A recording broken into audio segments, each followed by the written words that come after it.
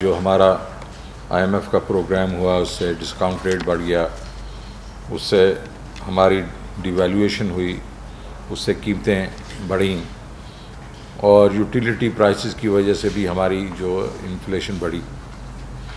लेकिन फिर जब सोने पे सुहागा ये हुआ, कोविड हो गया। अब कोविड के बीच में दुनिया की सप्लाई लाइंस जो हैं वो अफेक्ट हो गई हैं, बिकॉज लोगों ने इतनी जो प्रोडक्शन है पूरी दुनिया में प्रोडक्शन इफेक्ट हुई है, कम हुई है प्रोडक्शन। और उसके बाद जो लॉजिस्टिक्स हैं उसने भी उस पर असरअंदाजी की है। आप इस वक्त जो $1500 का कंटेनर था वो आज $7-8 हज़ार पे जा रहा है। इसका मतलब वो एक ना सिर्फ वो कीमत बढ़ी है उतने से, लेकिन ये है कि वो शॉर्टेज हो गई है कंटेनर्स वगैरह की। क्योंकि कहीं जाके, क्योंकि अगर कंटेनर जाके यूएस चला गया तो वहाँ से वापसी की उनको मुश्किल हो रही है। तो उसकी वजह से कमोडिटीज़ शॉर्ट हुई हैं। उसकी वजह से इस वक्त जो कमोडिटीज़ की प्राइसेस हैं पूरी दुनिया के बीच में वो पूरे दिहाई में तो सबसे ज़्यादा है ही हैं। कुछ लोग तो कहते हैं कि पिछले 40-50 साल में इससे ज़्यादा प्राइसेस नहीं गई। लेकिन अगर आप हमारा देख लें कि हमने कैसे बिहेव किया है, मतलब पाकिस्तान में, तो पिछले 2 सालों में अगर आप जनरल सीपीआई जो हमारी जो है वो, लेकिन अगर आप हमारा देख लें कि हमने कैसे बिहेव किया है, मतलब पाकिस्तान में, तो पिछले 2 सालों में अगर आप जनरल सीपीआई जो हमारी जो है वो तकरीबन 9.3% से नीचे होते होते 8.4 पे है इस वक्त। और उसमें फूड इन्फ्लेशन जो है जुलाई 20 के बीच में अर्बन एरियाज़ में 15% थी, रूरल एरियाज़ में 17.8% थी। वो अब अर्बन एरियाज़ में 10% है, 15 से 10 पे आई है, और रूरल एरियाज़ में वो 17 से 9.1 पे आई। तो फूड इन्फ्लेशन हमारे यहाँ कम हुई है वर्सेस 1 साल पहले, जिस तरह मैंने आपको बताया 1 से 1.25 साल पहले। इंटरनेशनल प्राइसेस को अगर आप देखें तो शुगर जो है वो 2018 में $240 पर टन थी, आज $430 पर टन है। तो कुछ तकरीबन 80% का फ़र्क है।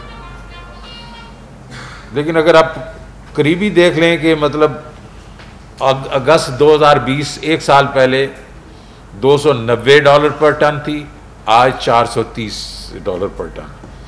तो उसमें भी कोई 48% का जो है वो फ़र्क है।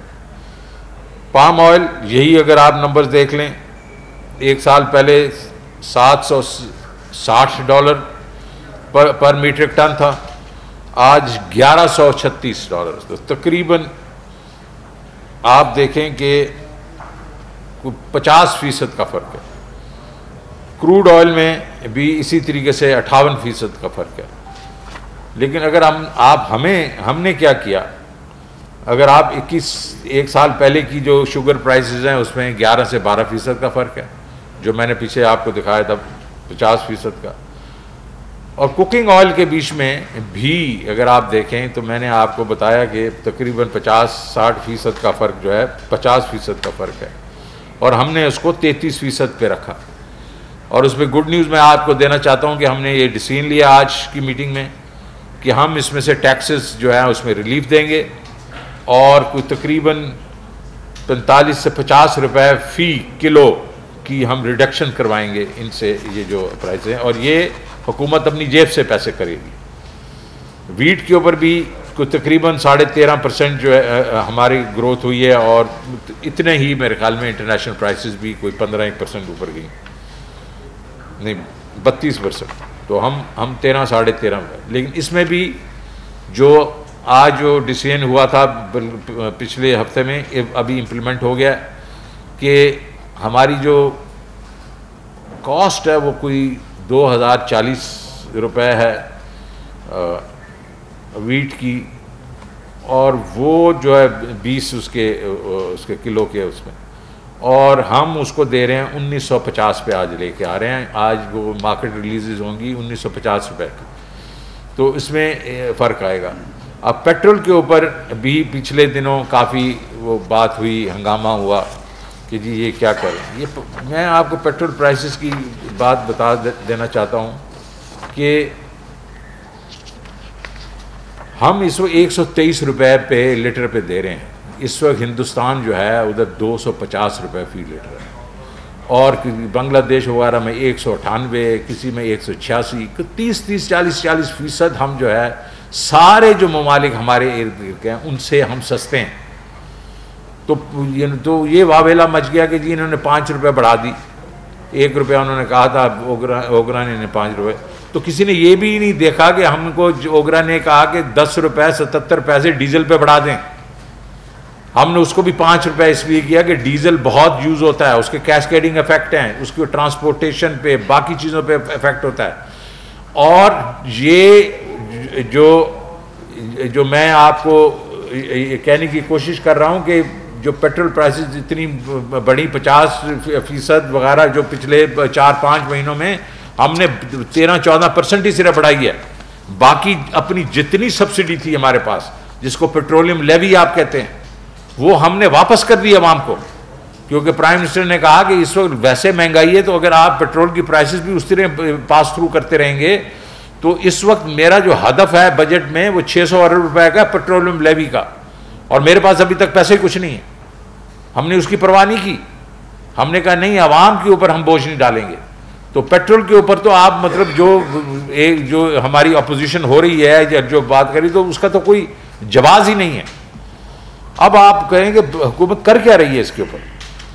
हुकूमत यह है कि पॉलिसी जिस मैंने आपको बता दी कि आटे के ऊपर हमने 1950 पे लेके चले गए, घी पे 50 रुपए की हम अब आपको वो दे गए सब्सिडी। चीनी के ऊपर हमने कल नोटिफाई कर दिए हैं 89 रुपीज़ 75 पैसे पर किलो जो होगी, या तकरीबन मतलब 90 समझे। और उस पर जो हमें कॉस्ट आ रही है, क्योंकि हम इनको इंपोर्ट भी कर रहे हैं, वो हुकूमत खुद उठाएगी, वो सब्सिडी उठाएगी। तो आपको 90 रुपए पे चीनी मिलेगी। फिर जो बड़ा सब्जेक्ट हम जो कदम उठा रहे हैं वो ये है कि हम फूड सब्सिडी देंगे, अपने गरीब आवाम को डायरेक्ट अब सब्सिडी देंगे। जिस तरह एहसास में हम सब्सिडी दे रहे हैं, इसी तरह अब हम आटे पे देंगे, चीनी पे देंगे, घी पे देंगे और दालों पे देंगे। ये 12.5 मिलियन हाउस होल्ड्स को देंगे, जो तकरीबन 40 से 42% पॉपुलेशन है। क्योंकि आपको पता है निचले तबके में पर हाउस होल्ड जो लोग ज़्यादा होते हैं, तो उसकी लिहाज से 40 से 42% लोगों को हम कैश सब्सिडी देंगे। ये हमारी डायरेक्ट इंटरवेंशन है, और एहसास के थ्रू हम लोग ज़ाहिर है वो पनागाज बना रहे हैं वगैरह वगैरह। लेकिन एडमिनिस्ट्रेटिवली हम क्या कर रहे हैं? एडमिनिस्ट्रेटिवली हम ये कर रहे हैं कि ये जितनी भी जो फार्म से लेके रिटेल तक जो भी चेन है, उसको हम एवेल्युएट कर रहे हैं बड़े साइंटिफिक तरीके से कि कहाँ ज़्यादा लोग पैसे बना रहे हैं, मिडिल मैन कहाँ पैसे बना रहा है। ये मैं आपको बता रहा हूँ कि कई जगहों पे तो 400-400 300% बन रहा है वहाँ मिडिल मैन जो है वो बना रहा है पैसे। हम वो आइडेंटिफाई करके फिर एडमिनिस्ट्रेटिव एक्शन लेंगे उस पर। जाहिर है कि मतलब 300%, 250%, 400% तो एक्सेप्टेबल नहीं, लेकिन इसका एक पूरा तरीका है से मतलब हम प्रोसेस कर रहे हैं, वो अब कर रहे हैं। स्ट्रेटेजिक हम रिजर्व्स क्रिएट कर रहे हैं। वीट वगैरह के तो मैंने कहे थे, लेकिन अब दालों के भी हम कर रहे हैं, दालों के करेंगे, हम प्याज का करेंगे। जो चीज़ हम जिसके स्ट्रेटेजिक रिजर्व कर सकते हैं, जो आम चीज़ें हैं, ये कोई 20 चीज़ों के हम नहीं करेंगे, हम चंद चीज़ों के करेंगे जो कि आम यूज़ होती हैं हमारे आवाम के लिए। फिर हमने कार्टलाइजेशन हो रही है, हमें मालूम है कि ये मुर्गियों में उधर कार्टलाइजेशन सीमेंट में हुई है वगैरह, उसको सीमेंट वगैरह को तो आप छोड़ दें, लेकिन हम खाने पीने की चीज़ों पे घी पे कार्टलाइजेशन हमें पता चला है। तो हम कंपटीशन कमीशन को कहा है, हमने कहा इस पर इनके अगेंस्ट एक्शन लें। और फिर सबसे जो बड़ी चीज़ है वो है कि पहले हमारे होती थी हमारी जो प्राइस कंट्रोल कमेटीज़ होती थी, मैजिस्ट्रेट्स होते थे, मुशर्रफ के वक्त में उनको हटा दिया गया। अब हम वापस उनको लाने की कोशिश कर रहे हैं कि वो एडमिनिस्ट्रेटिव जो नीचे स्ट्रक्चर जो है वो बिल्कुल ख़त्म हो चुका था और हर मनमानी से लोग जो हैं वो कीमतें ले रहे थे, वो कोई तरीका ही नहीं था ये इन्फोर्स करने का, उसको वापस लेके आ रहे हैं बिकॉज उससे कम से कम हमारे ये आम आदमी को उसका फ़ायदा होगा। मैं ये भी आपको कहना चाहता हूँ कि प्राइम मिनिस्टर इमरान खान जो है इस चीज़ में बहुत ही वो वरिड रहते हैं। तो उन्होंने कहा तो मीडियम और लॉन्ग टर्म के भी आप प्लान बनाएं कि ये चीज़ें जो हैं बाद में जो हैं कम से कम ये फिर से ये क्राइसिस नहीं आने चाहिए। तो पहली चीज़ तो ये है कि जी हमने इनकम लेवल्स बढ़ाने। आप इनकम लेवल्स बढ़ेंगे, इनकम लेवल जो हैं आपका जो जिस तरह जीडीपी ग्रोथ होगी, इनकम लेवल बढ़ेंगे, ट्रिकल डाउन होगा, लेकिन हम वहाँ नहीं रुक रहे। आपको मैं ये बताना चाहता हूँ इसी महीने के इंशाल्लाह एंड पे वो कामयाब पाकिस्तान जो प्रोग्राम मैं कहता रहा हूँ वो लॉन्च हो जाएगा। उससे हमारे निचला तबका है उसको डायरेक्ट एक किस्म से जो है बूस्ट मिल जाएगा, क्योंकि इंटरेस्ट फ्री लोन्स मिलेंगे, कारोबार के लिए मिलेंगे, एग्रीकल्चर के लिए मिलेंगे, घरों के लिए मिलेंगे, और सेहत कार्ड मिलेगा और टेक्निकल ट्रेनिंग मिलेगी। एक तो हमने इनकम्स बढ़ानी है, लोगों की अफोर्डेबिलिटी बढ़ानी है, बिकॉज कीमतें बढ़ जाती हैं, इनकम्स नहीं बढ़ती तो जाहिर है ये प्रॉब्लम। दूसरी चीज़ है हमने इंक्रीज़ करनी है प्रोडक्शन। हम ये जो चीज़ें जो वीट वगैरह जो अब क्यों इंपोर्ट कर रहे हैं भाई, हम किसी ज़माने तो हम लोग एक्सपोर्ट करते थे ये चीज़ें, अब क्यों इंपोर्ट कर रहे हैं, दालें क्यों इंपोर्ट कर रहे हैं तो ये सारी चीज़ें का प्रोडक्शन जब आप बढ़ाएंगे तो उसका जो इफेक्ट होगा लोकल मार्केट में स्टेबिलिटी आएगी। फिर हमने जो बीच में जिस तरह मैंने कहा कि बीच में मिडिल मैन निकालने के लिए आपको कोल्ड स्टोरेजेस चाहिए, आपको ये कमोडिटी वेयर हाउसिंग चाहिए, आपको एग्री मॉल्स चाहिए, ताकि जो आपका फार्मर है और आपका जो यूज़र है वो मिल जाए एक ही जगह आके। वो वहीं अब दुनिया में ऐसे ही होता है, बड़ी बड़ी एग्री मॉल्स होती हैं, वहाँ जो है वो जो प्राइस डिफरेंट होती है, आम जगहों पर डिफरेंट होती है, तो वो हमने क्रिएट करनी। तो ये जो चीज़ें हैं हम कर रहे हैं, तो ये इंशाल्लाह इससे ये होगा कि इन दी मीडियम टू लॉन्ग रन ये है, ये हमारे जिस तरह सारी दुनिया में स्टेबिलिटी होती है जनरल फूड प्राइसेस में। तो ये तो कोविड हो गया ना, जो कोविड तो एक किस्म का कोविड हो गया। कोविड के बीच में तो देखे ना इंसानी जानें भी गई हैं, तो इसको तो हम तो कोई हुकूमत कंट्रोल कर सकी है, ये तो आसमानी आफत है। उसी तरीके से उसने ये क्रिएट किया, ये इस इम्बैलेंस जो इस दफ़ा किया। लेकिन जो बाकी भी हमारे इम्बैलेंसेस होते रहते हैं हमारे यहाँ, ये प्रॉफिटेरिंग हो रही है, उसके लिए ये हमने सारे किए हैं।